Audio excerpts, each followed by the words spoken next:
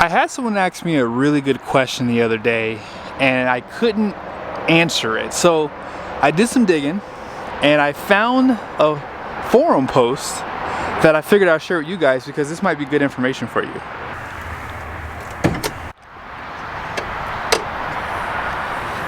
Anytime you're looking at a diesel, my opinion is you should 100% get the high idle switch. Unless you live in Florida or any state that doesn't really get cold, having a high idle switch is very important. Now, most GM trucks do come standard with this guy. This is your engine block heater, and it has this plug that basically plugs into the truck.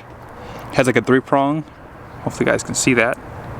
3-prong, and then either you can plug this side into a house style plug, or you can just get an extension cord to run. That way you have enough slack for it. And then that way it keeps that engine oil nice and warm. But in the event that you don't really have the engine block available for you, having the high idle switch is the next best thing. For some weird reason, GM makes it an option whether you buy a Chevy or GMC pickup truck. And you guys can see it right here. This is the window sticker. This one has the Duramax diesel. And if you are looking to get this option, you would see it pretty much at the end.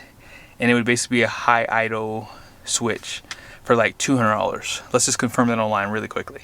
I'm on Chevy's website here for the Silverado.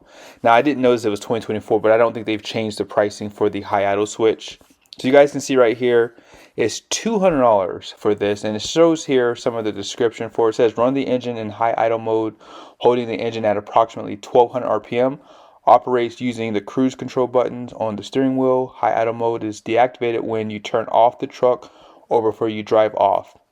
And it says may require additional options, but you can actually get the high idle switch with the gas engine. Now, there's really no reason why you would get one for a gas engine. Personally, I don't know why I would ever get one for the gas, because I mean, even though I know the RPMs on the gas engines run like a little bit less than 1,000 RPMs, and the fact that the engine oil is a thinner viscosity, so there's no benefit, in my opinion, to getting a high idle switch for a gas engine, unless someone can chime in the comment section. Now, for GMC, it's the exact same price, pretty much same function as on the Chevy. I just want to show you guys the pricing for that truck too.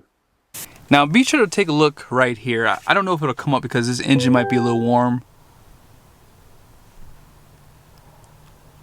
Nah, it didn't come up. So it would come up right there. And that's basically a diesel preheat warning light. Some people call it a glow plug light. And what you do is you have to allow that to illuminate, and then once it goes away, you can start the truck. So that allows the glow plugs to heat the combustion. And we've talked a lot about this on my channel in the last few videos I've done about making sure that you get this engine nice and hot so you don't have fuel dilution. So that's kind of why I'm bringing this up for you guys. Having a high idle switch is very important. And I'm probably going to start telling the dealers I do videos that to start just putting it on every truck, especially out here in Utah because it is a little bit colder climate. But having a high idle switch allows you to run the engine at a higher RPM. So right now this truck runs at about 600 RPMs, give or take. And if you want to turn on the high idle switch, you have to engage the park brake, okay? And then what you would do is you would push down on the cruise control. But this truck not having it, it won't operate. Let's try it one more time with my truck. So you guys see I have the parking brake on right there.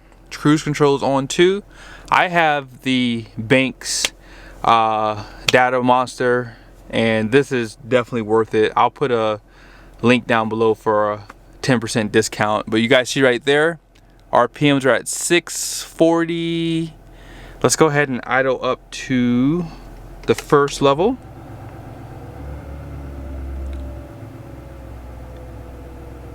So that's about what, 940, 945-ish? If you hit it again, all you have to do is just tap down. So this is the maximum. So they said about 1200. And so yeah, it's running about 1200 RPM. So this is good too, like if you're gonna let your truck sit and idle, it's better for it to idle at a higher RPM, because then that way it heats up that DPF as well, okay? And so that's gonna heat up obviously the engine oil and the coolant too. And then you guys can see the boost. So let's see what happens when you turn it off again completely. So that drops the boost down to less than half, basically, or about half boost. So then when you idle up again, about 2 psi, or actually about 1 psi, and then again puts it at basically 2 psi for the boost.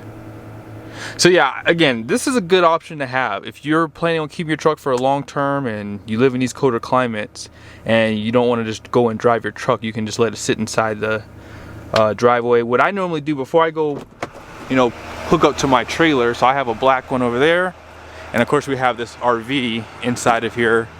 What I'll do is, like, if we are pulling off of our campsite and I want to go ahead and unhook my jacks, put everything up, I'll normally go ahead and hook up the truck, let it heat up with the high idle switch. That way the engine and everything can kind of heat up a little bit quicker. So the only thing you have to just be mindful of is the transmission, because the engine block doesn't really work with that. I'm on DuramaxForum.com, and someone has a 2024 truck without the high idle switch. So here's what it says. It is my understanding from this forum that I can have the high idle activated in my 24 Duramax if I go to the dealer and pay about $300. This would be the high idle option that involves setting the parking brake and using the cruise control. So I called one of my local dealers today and they never heard of such a thing being done. That tells me that no one else has ever inquired about it to them, and or they can't or just won't do it. Thoughts? So a few people says they're full of crap, need to find another dealer. This one does not have a clue. So yes, unfortunately, some dealers don't know about this. As a matter of fact, I've actually inquired a couple times about this, and the dealerships that I go to didn't know about it either. So I'm basically allowing them to get this research here. And so here is a bulletin that I found, and if you are having issues with this, you can pretty much go to your local dealer and show this to them. That way they should be able to help you. But it's for 2008 and beyond, it says. If you have a Chevy Express van or anything from a 2500 to a 6500, this can be enabled. So it doesn't show a cost here. It just says can be added by dealer at extra cost. So they give you pretty much the fast idle system overview. They show you how to use it once it's installed. I'm willing to bet you that you're probably going to pay more than the option costs from the factory. Just telling you right now, I'm not sure what it takes to do it. Maybe if I have a chance, maybe I can somehow talk a dealership into let me film it. But I don't know. I don't know if they'll let me, because I'm willing to bet you they're going to probably charge $300, if not more, depending on the dealership. So stay tuned. Maybe if I have a chance, I'll show it. But in this video here, I just want you guys to be aware of this. You can actually add the high idle switch, because I've always said this. I wouldn't buy a diesel truck without the high idle switch, because it's so important. Even when I was traveling full-time in my RV, there were some times where I stayed hooked up to our trailer, and sometimes what I would do is I would just remote start my truck, let it high idle, and then I would go outside, and then I can actually raise the high idle up to about 1500 RPM. So that's even nice to do if your truck is in a regen as well, so you can pretty much high idle it a little bit higher. That way you can get a higher RPM to really get that exhaust warm. So that's another option to have for that too. But if you are looking to order your truck, I will tell you this. I just did a video on things that I must have on my trucks, and if you're looking to order a Chevy or GMC, that is the one thing you want to get with your diesel.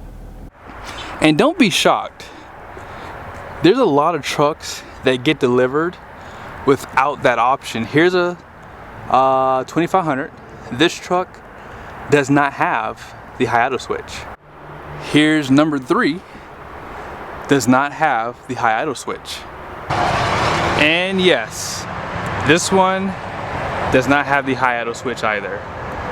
So if you're wondering, can you get the high idle switch on the LZL or LM2, based off that bulletin, you could not get the high idle switch as an add-on, and I don't think you can get it as an option on these trucks either. So I guess they think most people are either plugging them in or parking them in the garage. But I hope you guys liked the video.